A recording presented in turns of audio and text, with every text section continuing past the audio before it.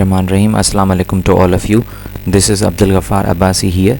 Today we will discuss on the topic that is solar eclipse and lunar eclipse. As in our previous video, we have gone through the item analysis of the last 5-year CSS examination general science paper.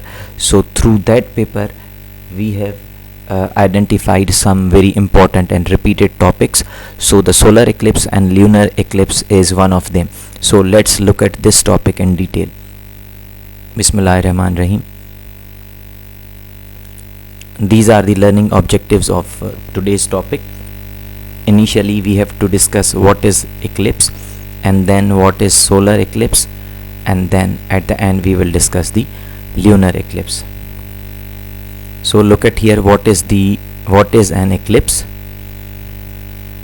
Definition in the paper. In CSS examination, if you want to get good grades or high score, so you have to answer the question in headings and subheadings, so that will be very much clear for the examiner, and it will be easy for you to write and to understand the question, to remember the question.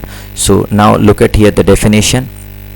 An eclipse takes place when an astronomical body such as moon or planet moves into the shadow of another astronomical body or heavy body. So this is called the eclipse. So on the basis of this definition, there are two types of the eclipse on the earth. Number one is solar eclipse, second one is lunar eclipse. So let's look at the solar eclipse in detail. What is the solar eclipse? Definition: when the moon moves between the sun and earth. This is the sun and this is the earth, right? And then what will happen, that moon will be in between the sun and earth. So this is the moon. It blocks the light of the sun. Moon will block the light of the sun, right? And there will be no light on the earth. So the light of the sun from reaching to earth, this leads to an solar eclipse. So this is the diagram. I am showing you the another diagram related to the solar eclipse. During the solar eclipse, the moon casts a shadow on the earth, and that shadow is basically responsible for the solar eclipse. Let's look at the diagram. This is the solar eclipse, earth, then the sun, and moon is in between these two. So it will block the light of the sun, and the light will not reach on the earth. So this is the diagram of the solar eclipse. Now look at here, there are three types of the solar eclipse. Number one is the total solar eclipse. A total solar eclipse is only visible from the small area on the earth, right? A total solar eclipse, we can say, that will be when it will be only visible from a small area on the earth. The people who see the total eclipse are in the center of the moon's shadow when it hits the earth. The sky becomes very dark, as if it were night, right? And for the total eclipse to take place, the sun, moon and earth must be in direct line. As look at in this diagram, they are in direct line, right? Now the second part is the partial solar eclipse. This happens when the sun, moon and earth are not exactly line up, right? So then that will lead to the partial solar eclipse.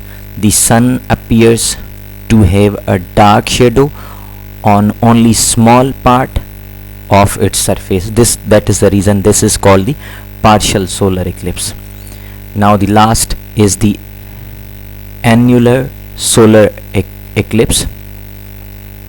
An annular solar eclipse happens when the moon is the more near more away from the earth.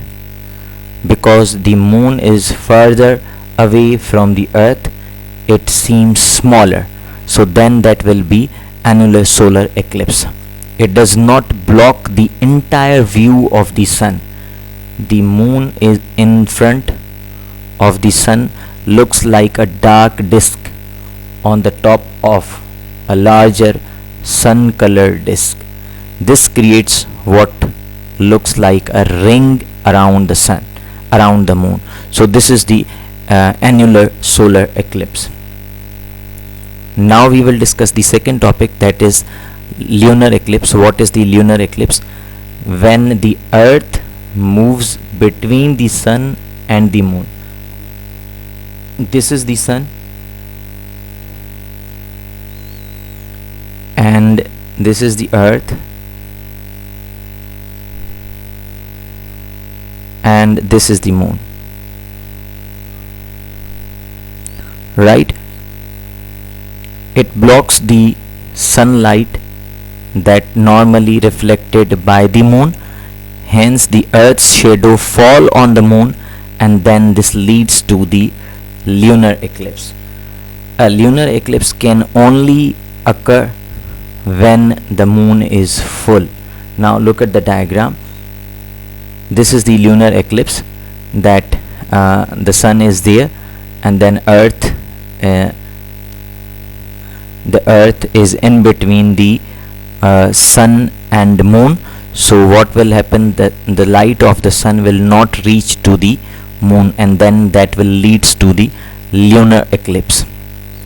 Now a lunar eclipse can be seen from the earth at night. There are two types of the lunar eclipse. One is total lunar eclipse, and second one is the partial lunar eclipse. Now what is the definition of the total lunar eclipse? A total lunar eclipse occurs when the moon and the sun are on exact opposite sides of the earth. Then you people have to remember this definition, that it will occurs when the moon and the sun are exact opposite sides of the earth. Then this will be the total lunar eclipse. Like look at this one, this diagram. Although the moon is in earth's shadow, some light reaches towards the moon, right? And then the sunlight passes through the earth's atmosphere, which causes the earth's atmosphere to filter out the most of the blue light. This makes the moon appear red to the earth, to people on the earth. Now look at the diagram. Look at here, moon is of red color, and then the sun, earth is in between the moon and sun. This is the total lunar eclipse. Moon becomes red in color. Now we will discuss the second partial lunar eclipse. That partial lunar eclipse happens when only a part of the moon enters earth's shadow. Only small part of the moon enters the earth, not entire. In a partial eclipse, earth's shadow appears very dark on the side of the moon facing earth. What people see from the earth during the particular partial lunar eclipse depends on how the sun, earth and moon are lined up. Now look at the diagram. This is the partial lunar eclipse. Only the small part of the moon is facing the shadow of the earth. So this will lead to the partial lunar eclipse. So today we have discussed the lunar eclipse and solar eclipse, which is the very important topic, most repeated topic. As I have told you earlier that as we have gone through the atom analysis of the last 5 years of the general science paper. So this was one of the very important and most repeated topic. I hope you understood this topic. Thank you very much. Allah Hafiz.